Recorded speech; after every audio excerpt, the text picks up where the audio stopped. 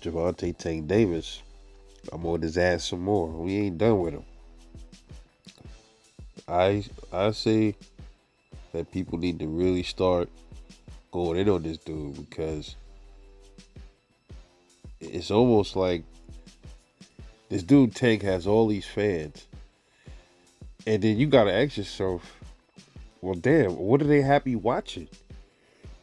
It's almost like they just happy to see him in the ring and happy to see him getting knockouts, punching on people that's not gonna fight back, punching on people that uh, are not on the same skill set field as he is.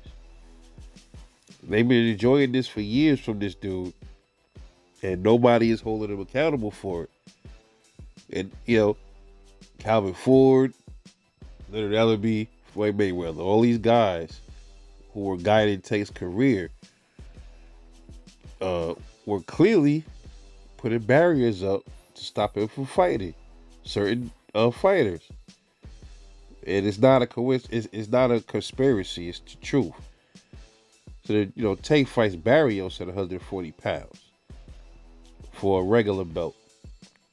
Why didn't he fight anybody else at 140? There were other dudes up there with real belts that would increase his value if he got his hands on one of those belts.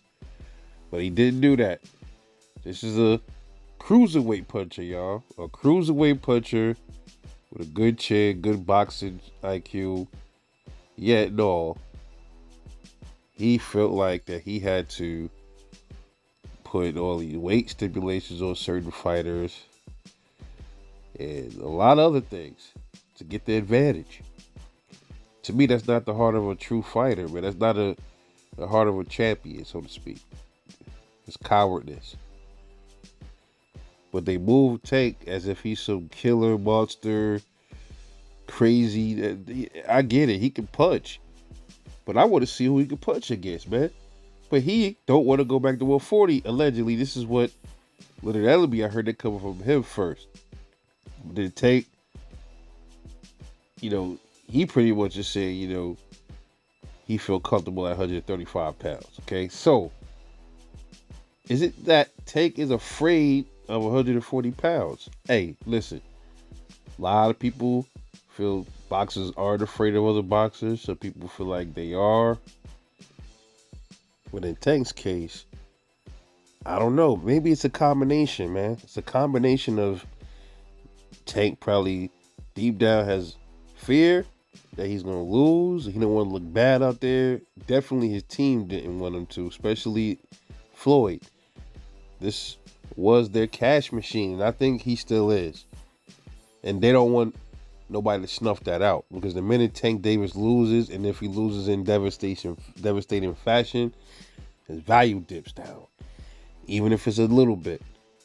And Floyd and all of these dudes that claim that he's doing his own thing, no, you ain't. These dudes are still in control of Tank Davis.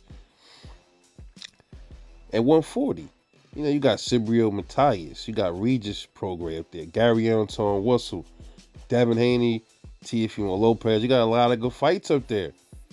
Why isn't he going up there to fight these dudes? And some of these dudes that I just named punch very hard. And Devin Haney's power himself is very questionable at 140. I got a real strong suspicion that when Devin gets to that 140, he gonna be punching like a goddamn mule, man. He gonna kick like a mule up there. I think his power, that's where we gonna see Devin start putting some dudes to sleep. I could be very wrong, but I doubt it. We'll see. I got all faith in my homie Dev, man. So is Tank Davis afraid of 140 pounds? I mean, you fought Barrios. You didn't fight nobody of no significance. The guy that is with all of the belts, he moved up in weight. And I believe Devin is still able to hold on to him to see if he's going to come back down. We'll see. After the Regis fight, we'll see how that works. But right now, Devin Haney is occupied, man. All right? But these dudes is all waiting for Tank. Come on up to 140. He don't want to go up. He want to remain the bully at 135. I think that's the problem. And I think eventually it is going to catch up with Tank in the worst way. The boxing guards have funny ways of moving. We've been seeing it lately. And I think they're going to make Tank Davis pay very dearly for his cherry picking, ducking and dodging around fights and stuff. Y'all about to find out.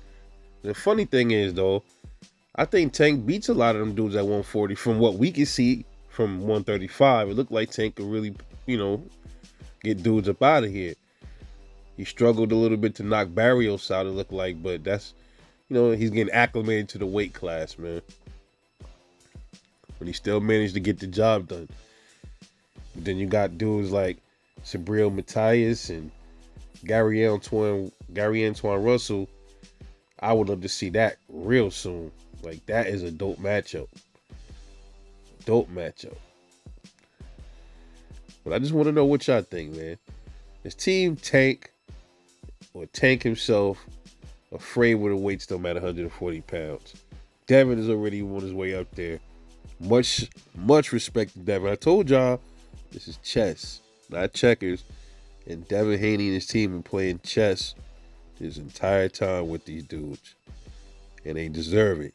But me personally, man, they're definitely shielding Tank from the real smoke. And they know where it is. They don't want to go up there and get it. Or they just might wait dudes up to get tired and out of shape and, age him out a little bit. Then he'll probably try to take one of them fights on, and then that's when he'll probably end up getting the upset. His ass gonna get whopped. That's how it usually goes, man. But let me know what y'all think, man. Y'all drop a comment and talk to me about the situation. Do you think Tank Davis is afraid of 140 pounds? Shit, certainly looking like it. But anyway, I'm off this.